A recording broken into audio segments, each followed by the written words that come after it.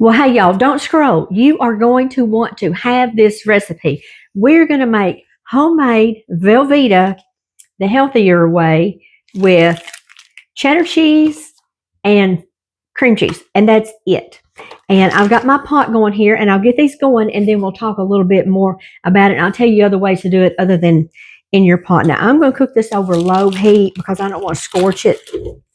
And we're just going to put that in there. Woo! I took a turn.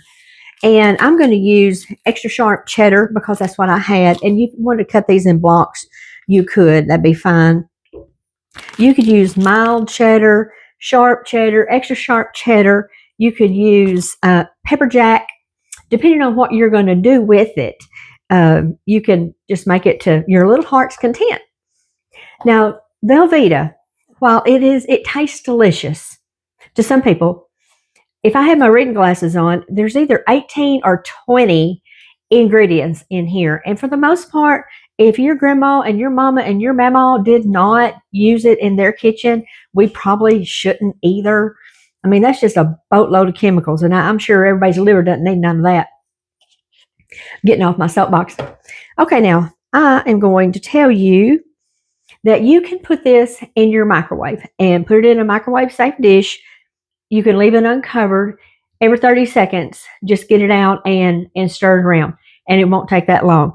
You can do it low and slow on the top of a cooktop, and it'll be great. If you're going to make potato soup, you could start this in your big stock pot and let it simmer down, and then you could add your potato soup recipe to it. You can put it in a regular loaf pan like this, and I've just got some parchment paper that I ran under the sink and got wet, and then it'll form better to that. Or if you want to keep your sizes true to this little 1 pound box, you can just take some saran wrap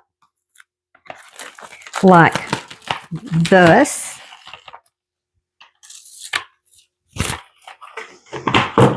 and you can just put it in the little box like this, and then when you put your cheese in there, it'll be formed to this exact size. And so you could do that. You could do whatever you wanted to do. This will last, I would safely say, 2 weeks in the refrigerator, but I had some that I was just kind of hanging on to see how long it took to turn green. It took 4.5 weeks to turn green. I'm not telling you to keep it for 4.5 weeks. I'm just going to tell you that you can make it up on a Saturday afternoon if you've got nothing else to do, and you can put it in your refrigerator, and for the next 2 weeks, you are ready to make Rotel cheese dip, Mexican chicken, anything that you were going to use this for. And it actually, I have a family member that does not like Velveeta, and I made some Rotel cheese dip with this. I had some sausage in it too, and she thought it was divine. So, I always say, you gotta know your crowd. So I'm gonna let this go ahead and melt, and then we'll get back together when it's all melty, cheesy, goody, and we'll pour it in all this, and I'll tell you about my 2 cookbooks too. So see you back in a little bit. Okay, y'all, this took about 10 minutes, and I've just been standing here and stirring it the entire time. Can you see that? Look at that. Does that not look like Velveeta? I think you are going to be tickled pink. So let me cut this fire off, kind of move it a little bit out of my way, and I'm going to use this loaf pan right here. Now, if you are not concerned about eating chemicals and all that kind of stuff, you still need this recipe, y'all, because what if you were at your house and you had a hankering for potato soup and the snow's 3 feet deep and you don't have any Velveeta? Or what if you wanted some Rotel and you didn't have any Velveeta and it was snowing or raining or whatever outside? And if you just got some cheese, which I always keep block cheese in my refrigerator anyway. So let's just pour this in here. And like I said, you can use pepper jack. You can use any form of cheddar cheese that you like. Just kind of got to know your crowd and know what you're going to do with it. Go ahead and get this all in there. We don't want any of that to die in vain, do we? Absolutely not. Okay. There we go. And I'm just going to kind of spread it around in my little dish here. And let's see, let's get this little popsicle stick here to help us, because we're going to get us a bite of this and see what we think.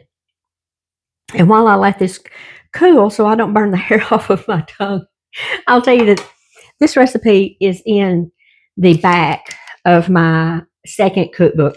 And in the first cookbook, I have how to make homemade butter from milk, how to make sweetened condensed milk at home, and how to make evaporated milk. And to me, I think those are important things to have. You need to have staples in your house that will make something else. So have ingredients in your house that will make other ingredients. Let's see what we think. What do we think? Y'all, if I had a piece of Velveeta here, I don't think I could tell the difference. I am so tickled. Now, I did see other recipes on the internet where Abraham Lincoln said everything is true on the internet. Y'all remember that? I've seen other recipes that'll have like gelatin in it.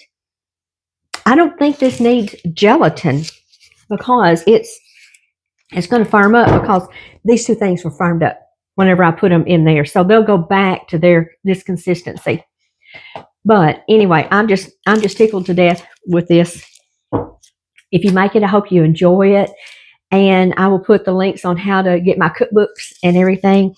And if you go to my website, the recipes that are on my website are printable. And I think I counted the other day, I think I have 80 recipes on my website. And there's always also a link to all of them but one, I think, to a video to showing you how to make it. So anyway, homemade Velveeta, no chemicals involved. I'll see you next time. Y'all go do something fun. I think I'm going to make some Rotel cheese dip. That sounds like it would hit the spot today. See y'all next time. Bye-bye.